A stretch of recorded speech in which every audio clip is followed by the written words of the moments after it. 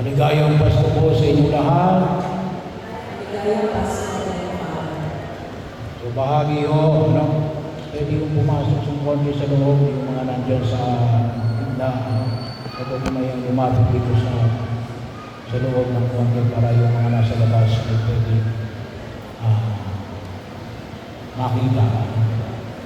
So tayo ngayon ay nagdiriwang ng dakilang kamistahan na kaganapan ng ipinahayag natin sa banal na kasulatan, ang Diyos na naging tao, ang Diyos na kapiling natin, ang salita na nagkaroon ng laman. Hindi ho bilang isang filosofiya o ideolohiya, hindi lamang isang pangyayari, ngunit isang pagdiriwang ng alin ng isang persona, ang ating Panginoong Jesucristo. At isang panganyaya natin na ang Diyos ay nagliligtas kasama natin sa piling natin. Hindi malayo, pumasok siya sa istorya ng tao sa gitna ng ating kahirapan, takot, at mga pagkilos at pagharap sa mga hamon sa araw-araw natin pagkilos at linahis siya natin na pumasok siya sa pamagitan ng pagiging isang bata. Pagiging isang bata. Kaya nag-aalaya sa atin ang pagmimilay natin una na ang Diyos na ito na naging kabahagi natin ay kasama natin ng may kababaan ng loob. Napakahalaga ho sa ating pagkilos ang mayroong kababaan ng loob.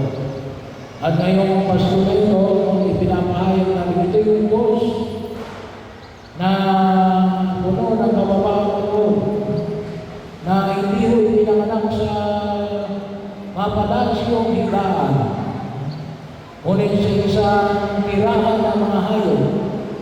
Ito yung Diyos na kung saan ay hindi kasama ng mga makikapangyarihan at karangyaan, ngunit kasama ng mga dukha.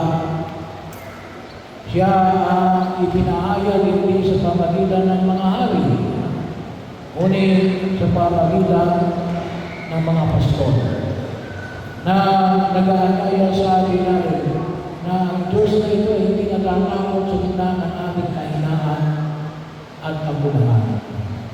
Tinatanggap niya ang ating kahinaan at kabuluhan. Bagaman ang mundo ito ay ang tinitingnan ng mundo na ito ay yung success, yung kapangyarihan at magandang imahe. Ngunit ang Pasko ay nagpapaalala sa atin na ang isang pinakamahalagang kapangyarihan ay kababaan. Pangalawa, si Jesus ay dumating sa atin ang Pasko sa gitna ng kadiliman. Kagabi, sinimula natin yung pagdiriwang na patay lahat ng ilaw. So, binuksan natin sa papuri na ito pagdating na Jesus ay sa gitna ng ating mga kaguluhan. Kahit na kalimitan ng kapagdating ng Disyembre, ngayong taon na ito, inarap natin yung yung blood control anomaly. Kalimitan ng kapag dating ng Disyembre, tayo ay palagi binabagyo. Pasalamat po tayo ngayon. Hindi ganong kalakas yung mga bagyo ngayon dumating ng Disyembre 2025. Pero huwag natin kalimutan natin na ito ay ang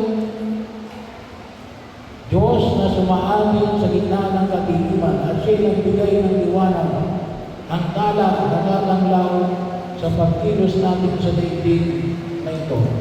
Sa gitna ng maraming kaguluhan, yung pagkawatak-watak ng pamilya, kalungkutan, takot, kung ano yung darating sa panibagong taong 2026. At huwag natin kalimutan na ngayong taon na ito ay pinagdiriwang natin ang Jubilee Year of Hope na magtatapos sa January 6. So nawa makita natin na itong si Jesus na ipinagdiriwang natin ay liwanag na tatanglaw sa atin sa gitna ng kadiliman na hinaharap natin. Ito rin ang Diyos na kung saan ay dumating sa gitna natin para sa lahat. Hindi lamang para sa ilan. Sa mga nagpapagal, mga napapagod, nagpasalamat tayo ngayon at tayo ngayong weekend. Pero alam natin sa gitna ng ating mga kapaguran, ay yung iba galing pa sa ibang probinsya, sa Manila, sa ibang bansa. Pero sa atin natin ay ito yung pagkakataon, marami tayong ginagawa. Ito, mayroon pa tayo ngayon, may mga magpapabinyag, mga affair, reunion. At may bahagi rin na kung saan ay itong Pasko na ito ay hindi lang para sa mga banal, para din sa mga makasalanan. Pasko din po ito ng mga sinampahan ng kaso ng gobyerno. Pasko din po ito ng mga makasalanan. Pasko rin po ito ng mga walang makaalala, ng mga kapatid natin na mga ulilang lubos, mga kapatid natin na nasa ilang lupa, yung mga kapatid natin na nasa ibang bansa. Sana po ay may panahon tayo, ay bisitahin natin, ibigay tawagan natin. Yung mga may sakit, bahagi yun, nakita ko dyan, kahit naman naka-wheelchair. Huwag natin kalimutan yung ating mga kapatid na mga may sakit, mga kapatid natin na hindi na makabaon sa kanilang higaan. Kung pwede na siya ay doon tayo magdiwang ng Kapaskuhan. At ito yung Pasko ng mga tao na akala nila hindi sila karapat-dapat. At nag-aanyaya sa atin ng alin. Ano ngayon ang hinihingi sa atin ng Pasko ng 2025?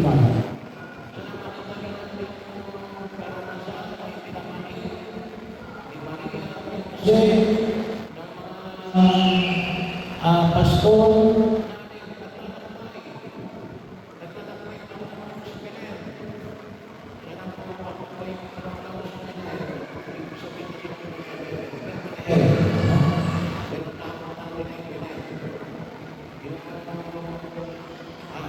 ang kapamanakan ng ating Panginoong Jesucristo. Kasi ito nangyari na sa naging tao, ang salita ay naging laman.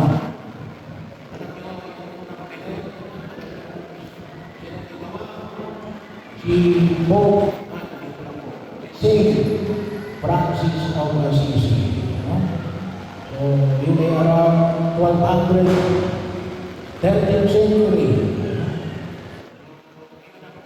Ng Belen na nakita ko, bagaman nasa banal na kasulatan, kaya lang yung paggawa mismo ng imahe ng Belen, simula ko yan ni San Francisco ng Assisi. At nagpapahayag sa atin natin na tayo rin ay naglalakbay.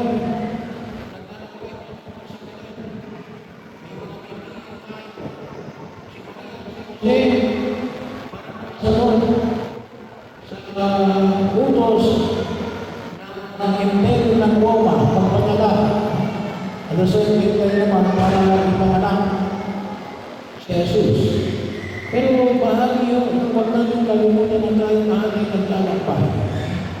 At sa ating paglalakbay, isa na rin ang makita natin, yung bata si Jesus. Nakita pa natin si Jesus ngayong taong 2025. Ang sino pang inaanan natin, yung pagtigakot lamang. Pero nasaan si Jesus? Si Jesus ay mahal na sa magulang natin. Si Jesus ay mahal na sa asawa ninyo.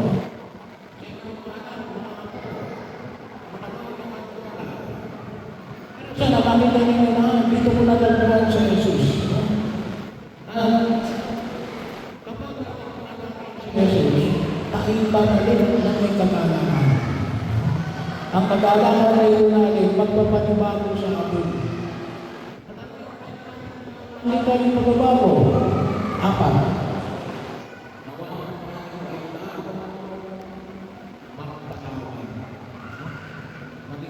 Ang ating pagpapanawa. Na sa atin.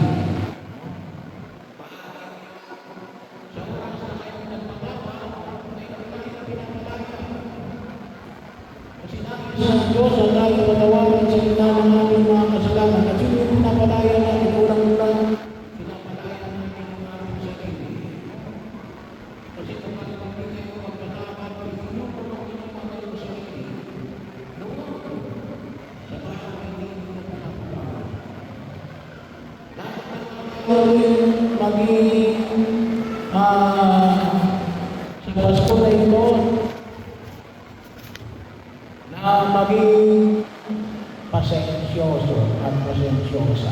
Abaan natin ang ating pagpapasensya. Sa mundo na ito, na tayo nasanay ng madalihan, isa. Magpasensya tayo, kaya mo tayo may stress. Na wala tayo ating pagpapasensya. Ang Diyos na ho, nagpasensya sa atin.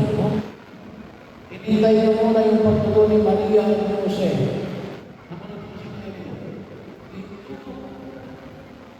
Several million years, no? Para makikita sa ating mga kasalanan at kapalaman.